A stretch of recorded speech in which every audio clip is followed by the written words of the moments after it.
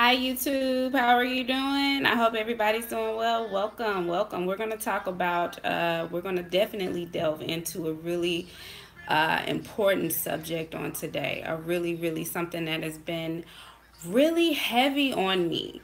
Really heavy on me. And I'm going to explain why it's been heavy on me. I'm going to explain all of that and kind of talk to you guys about why this is such an important topic that I feel like we really, in the black community specifically, we need to have these type of conversations. We cannot be afraid. I'm gonna tell you guys um, a little bit. So I was really inspired, re-inspired as an artist by Nina Simone as of recently, like really listening to, went through a phase where I was listening to a lot of her music, and it really re-inspired me to just really stand firm on things that that I believe, things that I believe to be right, things that I believe to, be the right things to do and to say as it regards to things that I see in the world. So I want to definitely, one of those things that have been, just heavy on me, even since the whole Bill Cosby situation, that I really didn't speak on because at that time I was like, well, this is me thinking, well, I'm trying to stay away from subjects that are like that political heavy stuff, trying to keep it more light, trying to keep it trying to definitely keep it as positive as possible. So I found myself wanting to stay away from the subject of rape culture and sexism. However, I realized, and as well as listening to other people, other speakers, other people that I respect as well, who said that it is our duty, who, taught me that I've learned from, it's our duty to stand up for what we truly believe to be as the right things and things that are going to lead to progress, not even just saying right and wrong as in black and white, but not in that dogmatic sense of right and wrong, but in the sense of progression, in the sense of leaving the world better than what you found it. So I want to talk to you a little bit about my experiences, and yes, I have a nice little glass of Merlot here. So it's really personal. You know what I'm saying? It's really personal, and it's a real. These are real life experiences that I've had. So, yeah, growing up as a young black woman, as a black girl, growing up in a society where, first of all, I grew up in a pretty sheltered environment, to where, I was wearing, when I was young, definitely wearing like dresses every day pretty much, because that was also ingrained into the religious fabric of our household. So, I couldn't dress a certain way, and for me a certain way, the only thing that I really wanted to do was to put some pants on. Like I really, because I was so rough and tumble, I did not really like to just be in dresses all the time, because I was climbing trees and going out and doing things. And it's kind of weird when you got a dress on and you kind of got to figure out the logistics of how I'm going to make this work, how I'm going to get up in this tree. I don't know how I'm going to chase down that frog, but I'm gonna chase it down with this dress on. So for me, it was kind of like that initially. It was completely that, just wanting to be comfortable. Being dressed a certain way because of the fact that that is the religious dogma of which surrounds the fabric of my family. But it was already like that as a child. I wondered and I questioned. I was like, why can't I put on a pair of pants? You know what I'm saying? All of my friends are wearing pants, and it seems so like comfortable just to be able to go and to play and do all this kind of stuff. And I didn't understand it at that time. And then I began to grow. And those questions that I had, because it was never really fully explained to me. So I still grew up. Mind you, I'm growing and I'm getting older and I'm blossoming, and my things are happening. Okay, YouTube, you're back. So basically, I was just explaining. I'm having to come up with different reasons as to why these changes are happening to me. Why am I feeling, why is it now? And the older that I got, I couldn't really quite put my hand on. I was like, well, why can't I do this? And why can't I, why can't I dress this way? It's more comfortable. I'm kind of like a tomboy girl. I'm in the band. We out on the field. We sweating and, you know what I'm saying? We're, going to practice and doing this and doing that. Like, why do I have to wear these dresses all the freaking time? Why? You know? And I was just so overdone. And then finally, when I got older, as in like maybe middle school age going into high school, that's when it was explained to me. And the reason that it was given to me was that this is to protect you. You dress this way to protect yourself, is what was told to me. And that was the explanation that was given. And, at that time, and as you guys are joining, thank you guys who have joined in. If you have any, anything that you would like to add to the discussion, because I really do want this to be an open discussion, because I really just think that this is something that's really imperative that I think is being missed. But anyway, so yeah, so I grew up, very active, not really understanding why I had to wear the dresses all the time. Of course, beyond, well, it was the dogma, uh, and that's how we had to dress. So, of course, I get old enough to get a job. Okay, I get old enough to get a job. When I was a junior, I believe, either junior or senior, I didn't start working until late junior year, going into over the summer. And then, of course, my senior year, I was working while I was in school, and in several extracurricular activities. So I was just doing a lot.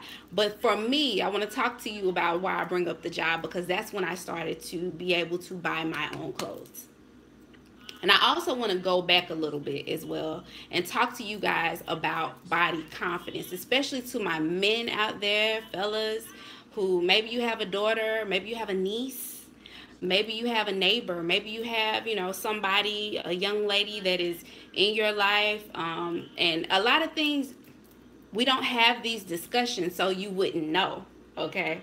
You would not know these things because a lot of times these discussions aren't happening.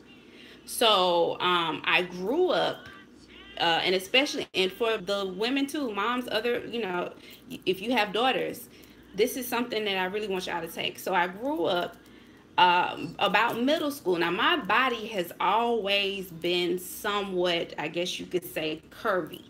We'll just say that. So imagine a curvy time.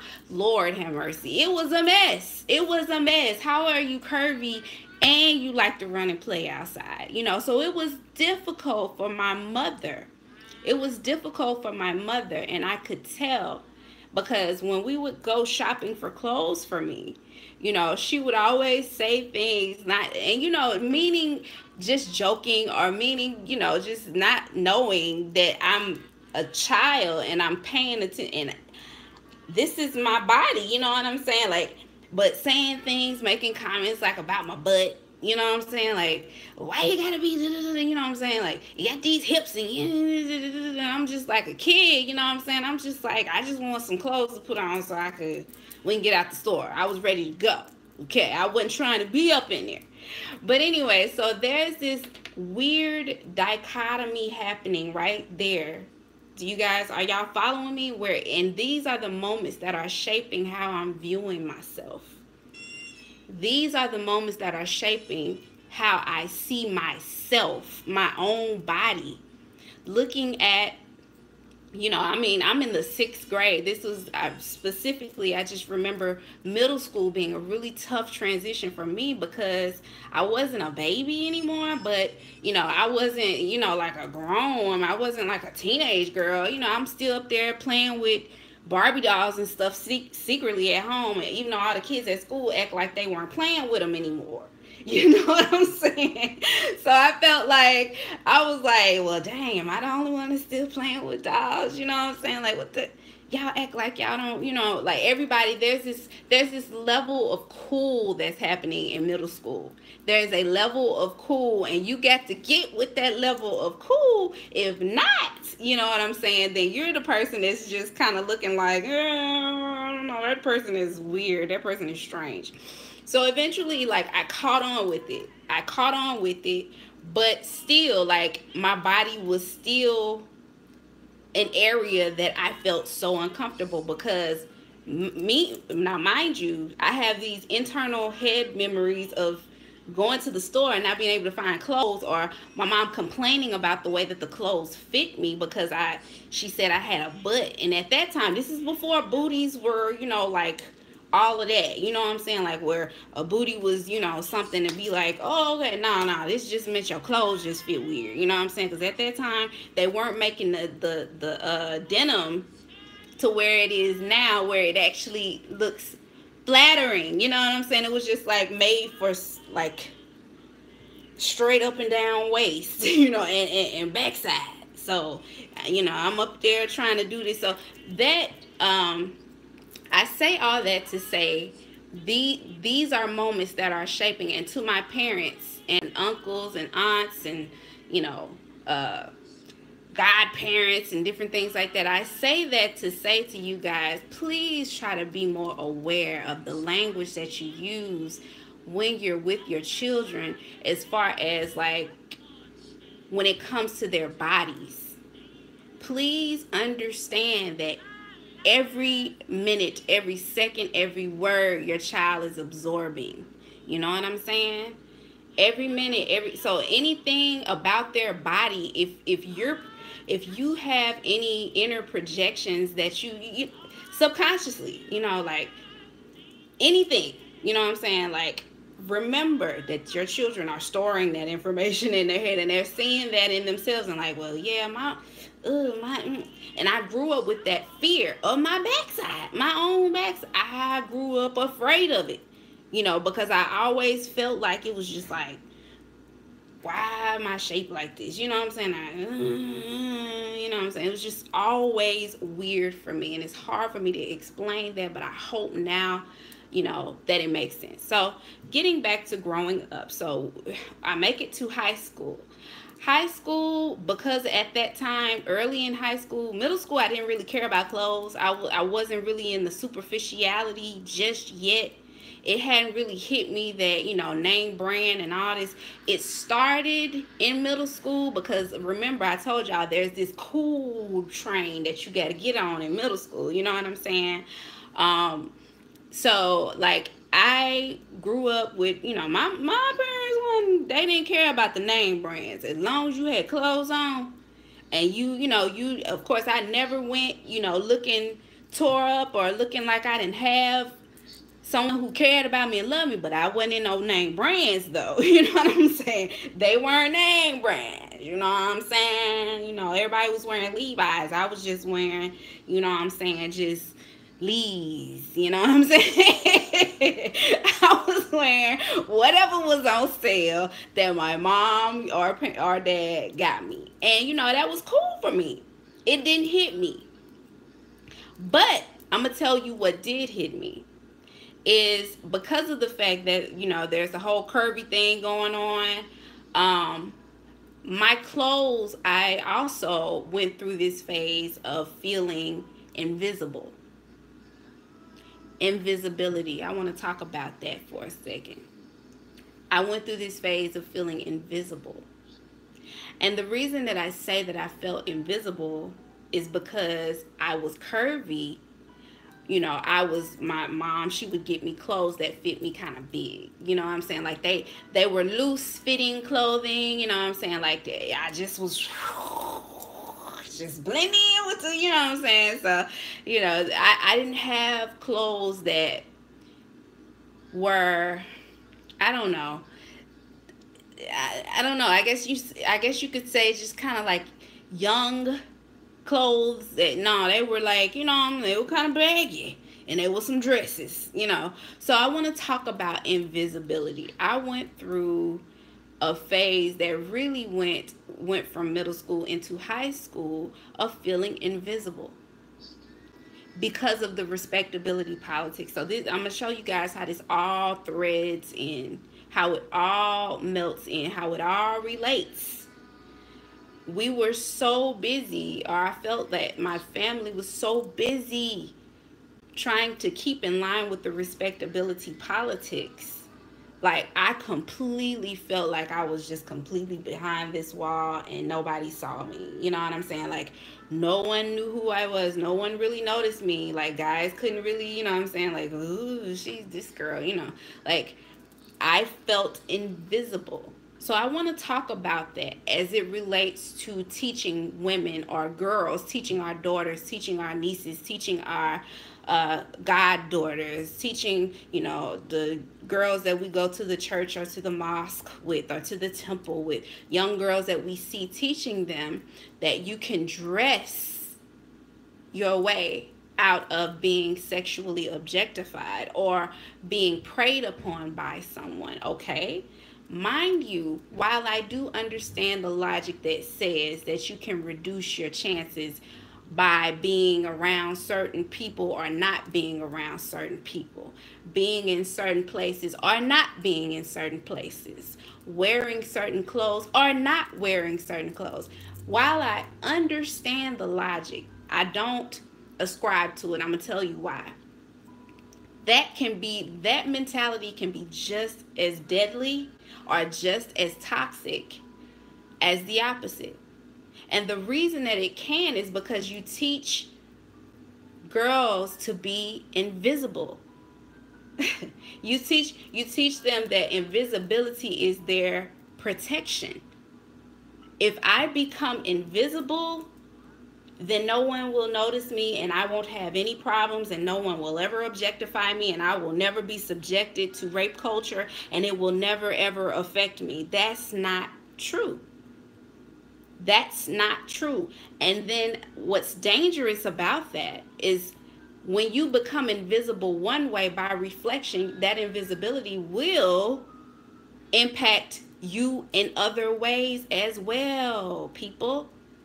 That's going to impact you in other ways as well, i.e. confidence, i.e. self-confidence. If you are, and this has been my real life experience, I'm not talking about what I think, I'm talking about what I know. I'm talking about what I've had to go through to peel back so many layers of self-hate, of not knowing who I am, of not feeling comfortable in my own body, of feeling that my body, or feeling that, I was shame, of feeling shame in my own body, in who God created me to be. This is the equipment God gave me. And I can't be proud of it. You know what I'm saying? Like, I think that is dangerous. Okay, and I have a comment over here. Big facts. I can totally relate. Clothes when I was insecure about the clothes I wore because I felt as though they were not in style. Also because of my girl. Hold on, let me just love this real quick. Like, love it. Big heart right there. Is like, that's exactly my story. That's exactly my story. Like, having to put on clothes that, just kind of were really, really loose fitting. And then none of the guys want to talk to you. Well, it's not that they don't want to talk to you. They don't notice you. And when they do notice you, it's kind of like, oh yeah, she's cool. You know what I'm saying? Oh yeah, that's the cool. She cool. Ha, she's funny. Ha, ha. It's like that. Versus, actually being able to talk to guys or learn the social skills to be able to be comfortable enough and confident. And I'm gonna tell you why that's important. When I finally did start dating, like way later in high school when it was acceptable, I didn't know how to socialize with guys. I didn't know how. I had no idea. And I felt that, and I don't know where this came from, but this is a confession, like real talk. I felt that if I flirted with a guy, then I was obligated to, you know what I'm saying, oh, well, we got to meet up and we got to, you know what I'm saying, it's got to be just because, you know what I'm saying, like, oh, well, I did kind of flirt with him, I guess, like, well, I don't know, I want him to like me, but I don't know, like, I went through that phase because I had zero confidence, in me, and in knowing that like, no, you know what I'm saying? Like, if just because, even if he and I, we friends and we done talked and we, you know what I'm saying, if, whatever, if I decide, I don't want to talk to this person anymore. I don't want to talk to you anymore. I don't want to talk to you anymore. I don't want to deal with this person anymore. I don't want to deal with this person. I don't want to deal with this person. I'm done with it. I did not know how to do that in the beginning. And I went through and dealt with a lot of things that I could have avoided had I been strong enough to know and to say, no. You know what I'm saying? No, I don't want that. No, I mean, even if we kiss, no, you know what I'm saying? Like, you're not entitled to anything. I'm not entitled to give you anything.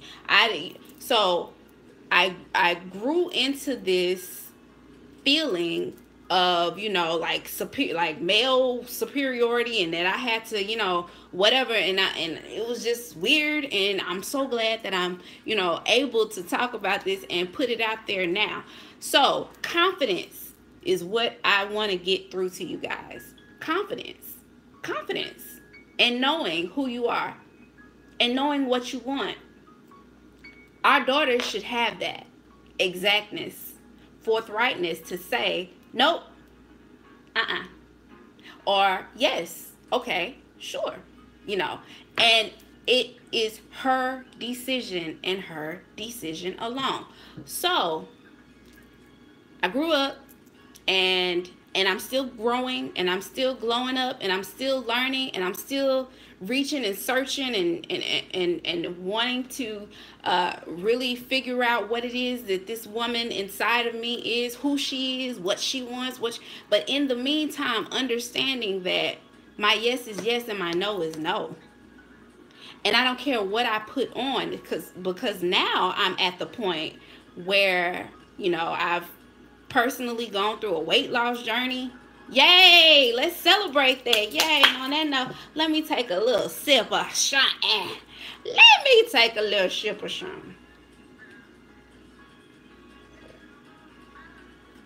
Cheers. Because I work my ass off. So, went through a weight loss journey, y'all, and going through again that process of finding myself again, because it's like, when you've never really been this size before, if y'all understand, you know what I'm talking about, big or small, when you get into a new realm, it's kind of like, oh shoot, I gotta figure this out. What looks good on me now? You know what I'm saying? How should I do? You're trying to figure out how to be this new person. When your body changes, it changes.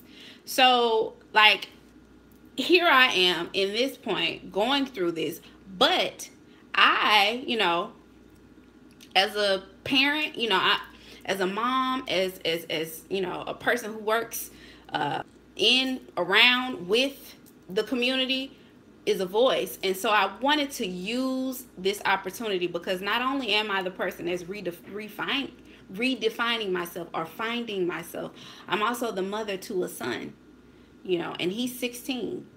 So I want to teach, or I want to reach, because of the fact that I want my son to know, and I want all of our sons to know, that we need to get to the point where we respect women regardless of what they're wearing, because of the fact that that's That's godhood.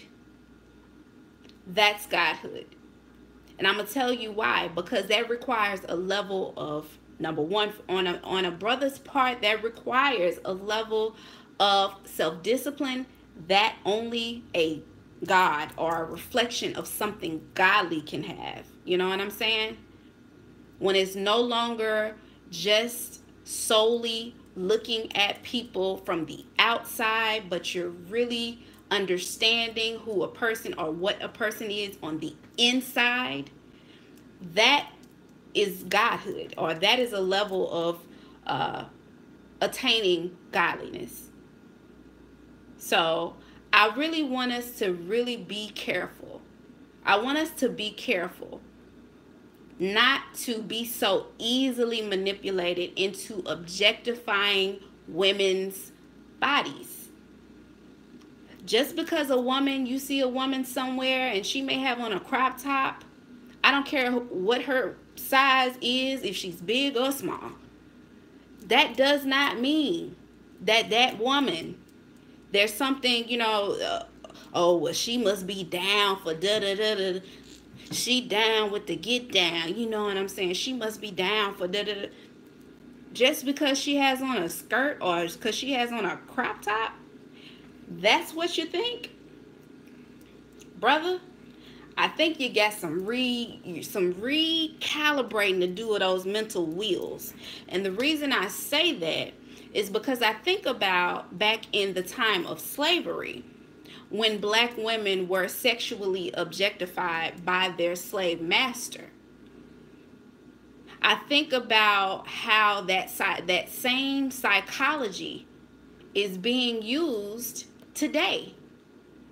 I think about how we are training women and girls again to hide behind invisibility, or that invisibility will save you. Invisibility will not save you. What will save us from rape culture, or a generation of young men being brought into the world thinking that it's okay to objectify women based on their bodies, and that alone, or the type of clothes that the woman wears, how she chooses to creatively express herself through her clothing, means her value. Are you serious? Are we not seeing how that type of is problematic? Because, honestly, I don't know. But anyway, I wanted to say these things. And I hope that each and every one of you that watches this video takes a piece of this. And I hope that seed is planted. And maybe, just maybe, the next time that you're in a situation where you're faced with sexism, whether you be a man and it's you that, is in a situation and you're around other men, or another man, friend of yours, where you can be a voice of reason, or a voice of promoting what's right. And what's right is a woman being free to love the skin that she's in, a woman being free to creatively express herself through her dress without feeling the need that, oh my goodness, I could be attacked or I could be preyed on. Someone could look at me and see and think that, that's all I'm about. Someone could totally miss the fact that, I'm intelligent. Someone could totally miss the fact that, of all the things that I bring to the table as an individual because of what I have on, or what I choose to wear, my choice, because I'm not a slave. You know what I'm saying? Because I'm not that thing. I think that if we all and as a woman, if you take a piece of this, and understand that you decide, sis, you set the tone on who you are. And who you are is not predicated upon what you're wearing or what you're not wearing, sis. Your greatness is not predicated on the threads that are attached to this flesh right here. Your greatness and your righteousness and your anything is not predicated on any of that. So I just want to empower and say, as far as solutions, we have to be the solutions. We have to have conversations and discussions like this. And then we also have to be the ones to normalize it. It's hot outside. You gonna see a lot of shoulder. And once I get these abs where they need to be, like for real, well, I'm really comfortable with them, you gonna be seeing some of my abdominals, boo. You gonna see it all. You're gonna see it. You're gonna see it. And once I get in this bikini, you're gonna see the bikini on the beach. Because I work my ass off, and that's what I choose. You know what I'm saying? That's what I choose. And I choose it for my ancestors who could not choose. For those women who were preyed on, my ancestors and your ancestors who were preyed on. Beauty was a curse to them in whatever capacity. You know what I'm saying? It was a curse to them. So, yes, we're going to bask, goddesses, we're going to bask in the sun because our ancestors couldn't. We're going to be beautiful and know who we are and know what we are and know what we deserve and know what we want to wear and how we want to wear our clothing. We're going to do that because our ancestors couldn't. Man, I'm telling you, I just feel like our great-great-great-great-grandmothers are like looking at us like, yes. You know what I'm saying? I really feel that. I feel that way. I feel that way. Now, of course, I understand both sides of the coin. Because when you take that freedom, when you take that step, please understand that you are going to be met with people who are going to judge you. You're going to be met with people who are going to say all kinds of things about you. The more free you become, when you really take control of your freedom and it starts making people uncomfortable, you're going to be met with that. However, despite those things, I just want you guys to really stay steadfast and remember that we're doing this. We're normalizing freedom and we're normalizing, come on in. And we're normalizing expression and for women to be able to be free of judgment or worrying about who and what and why, and because our ancestors couldn't do it. Simply because they could not do it.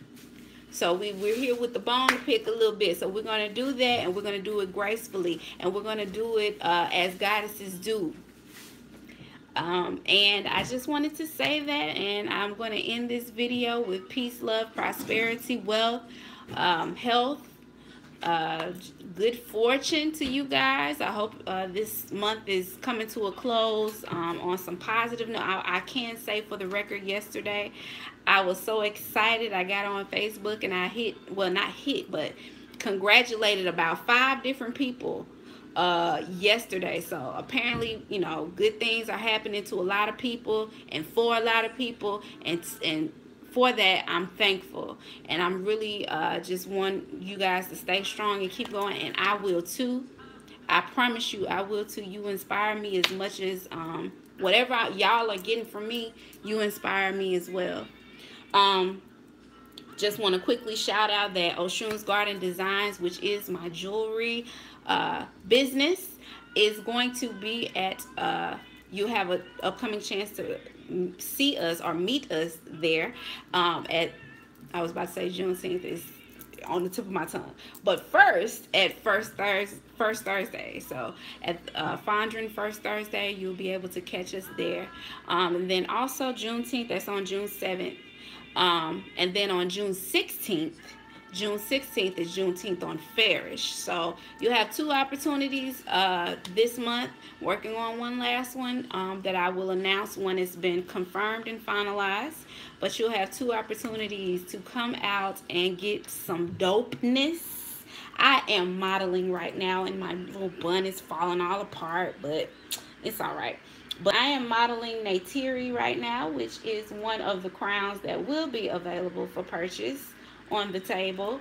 I will have others as well, but this is Neytiri, named after none other than, I'm sure you guys have all seen Avatar, of course, one of my favorite movies. But this will be available for purchase on the table as well.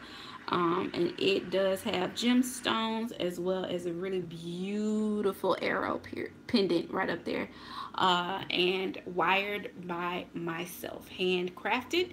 And I'm also wearing a choker that will be available as well. It features fluorite.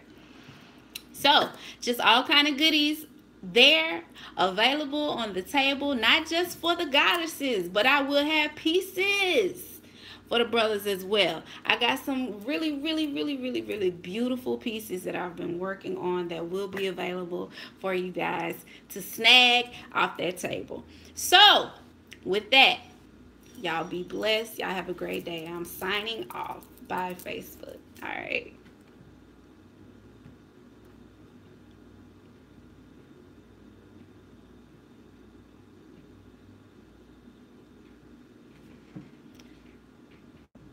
All right, YouTube. And with that, I'm signing off as well. I will talk to you guys a little bit later.